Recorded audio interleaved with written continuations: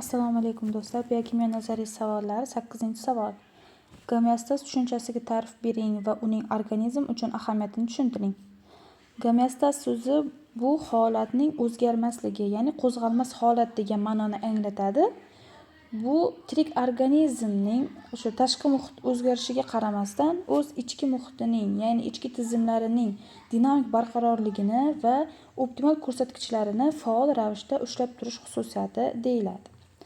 Endi bu gomeostaz terminini birinchi marta 1929-yilda Walter Cannon fanga kiritgan. Gomeostaz birinchi bo'lib 1929-yil Cannon tomonidan fanga kiritgan.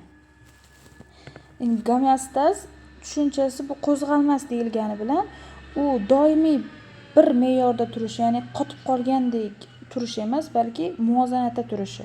Ya'ni kichik bir diapazonda o'zgarib, ya'ni tebranib turishi mumkin. Endi gomeostaz deganda bu hayotning fundamental qismi hisoblanadi.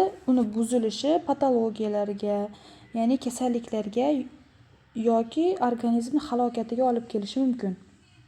Gomeostaz asosiy eng muhim bo'lgan qismlarni o'z ichiga oladi. Ya'ni eng asosiy gomeostazni talab etadigan tizim bu moddalar almashinuvi hisoblanadi. Ya'ni metabolizm.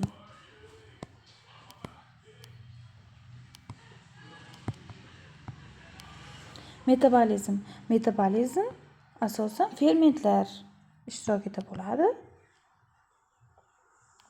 Fermentlar esa oqsildan tashkil topgan. Oqsil strukturasi juda ham kam diapazonga ega o'zgarishlarga chidamli. Ya'ni bunda harorat va pH ko'rsatkichi kam o'zgarishga yaraydi. Undan misol uchun ko'proq o'zgarishi bu insonning, ya'ni organizmning metabolizmini to'xtatib qo'yishi mumkin. Endi keyingisi esa hujayra membranasidagi transport yoki osmotik bosim ham deyishimiz mumkin. Bunda asosan keyingisi osmotik bosim.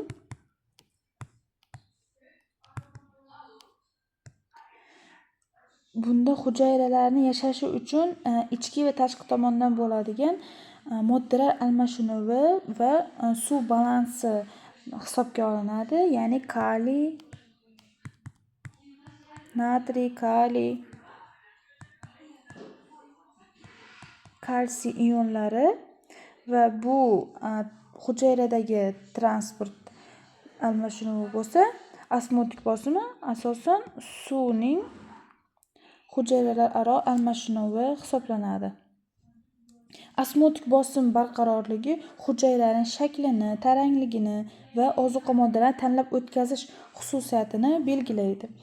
Bularda buzilishi hujayraga kiradigan va chiqadigan moddalarni miqdorini yoki xilini buzilishiga olib keladi.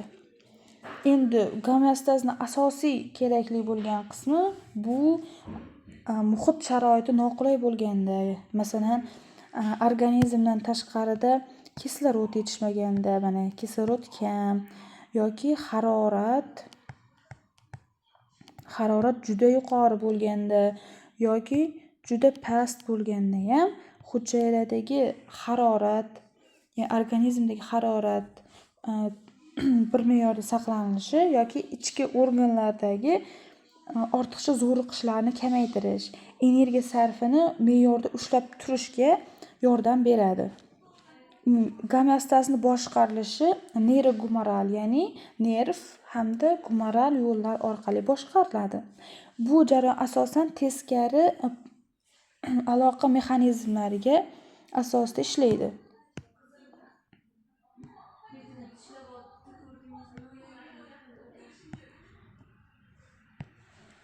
Teskari aloqa mexanizmi bu manfiy hisoblanadi.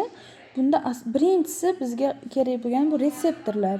Ya'ni tashqi va ichki muhitni o'zgarishlarini, haroratni, bosimni, kimyoviy tarkibni o'zgarishini sezuvchi retseptorlar bunda signalni boshqaruv mexanizmiga yuboradi. Ya'ni bizda birinchisi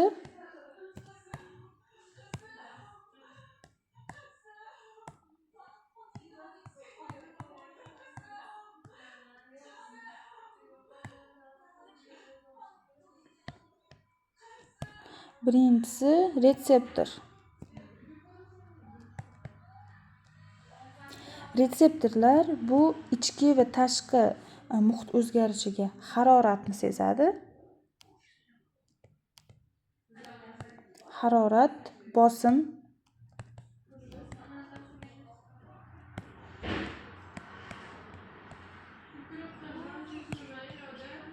kimyoviy o'zgarishlarni sezib, uni markazga uzatadi. Endi ikkinchi qismi bo'lsa, bu miya, ya'ni markaziy nerv sistemasi, markaziy asab tizimi, asosan gipotalamus.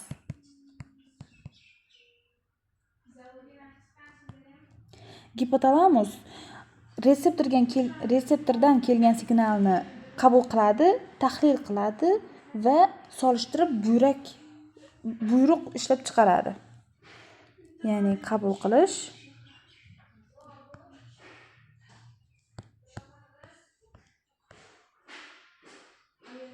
tahrirlash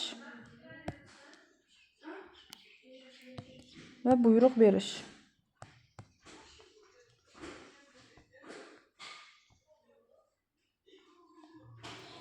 Uchinchisi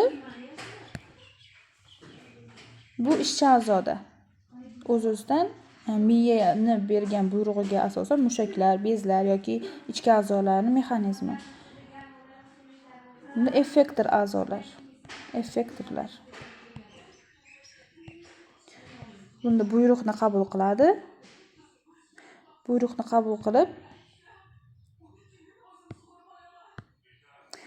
qabul qiladi va unga javob beradi. Ya'ni ko'rsatkichni normaga qaytaradi.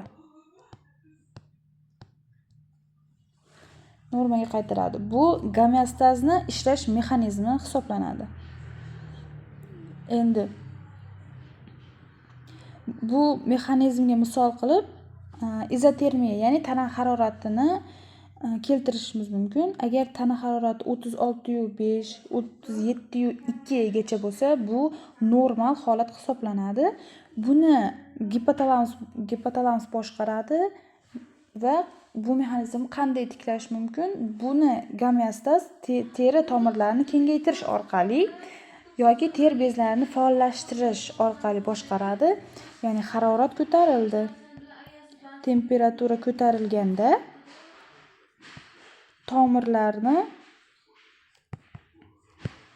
tomirni kengaytiradi.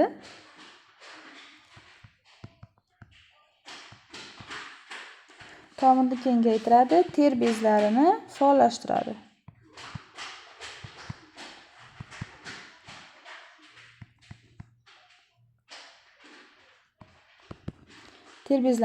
faollashtiradi.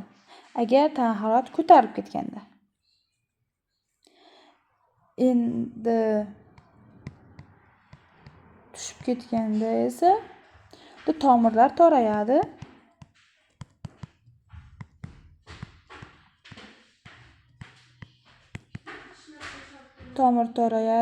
Mushaklar titraydi, ya'ni termogenez bo'lib, o'zida issiqlikni saqlab qolish kuchayadi.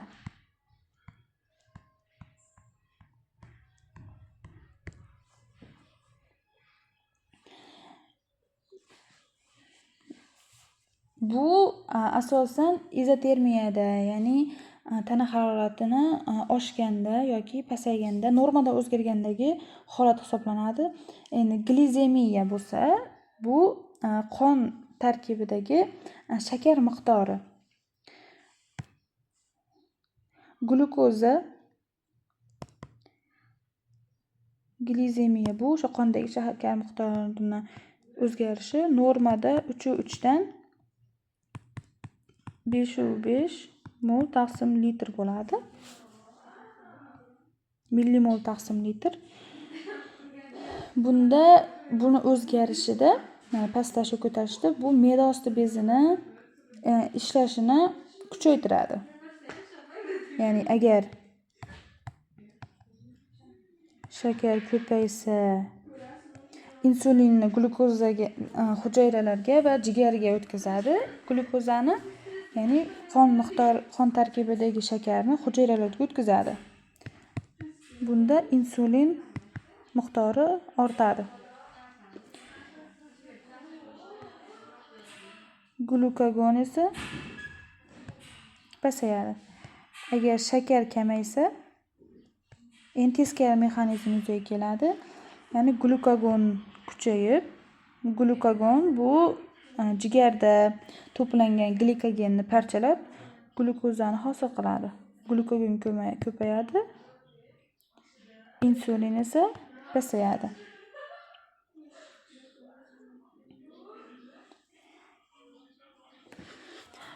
Bu umumiy gomeostaz ishlash mexanizmiga misol hisoblanadi. Gomeostazni bir og'iz gap bilan ta'riflaydigan bo'lsak, bu doimiy o'zgarib turuvchi tashqi dunyoda o'z biologik holatini saqlashini, individualligini saqlashi, ichki barqarorligini saqlab qolish qobiliyati hisoblanadi. Gomeostaz har qanday darajada, ya'ni molekulyar, hujayraviy yoki umumiy tizim, ya'ni a'zolar tizimida ham adaptatsiya imkonini kamayishiga va kasalliklar patogenezini boshlanishiga sabab bo'ladi. Ya'ni gomeostazni ma'lum kichik diapazonga o'zgarishi ham kasalliklarga, halokatga olib kelishi mumkin.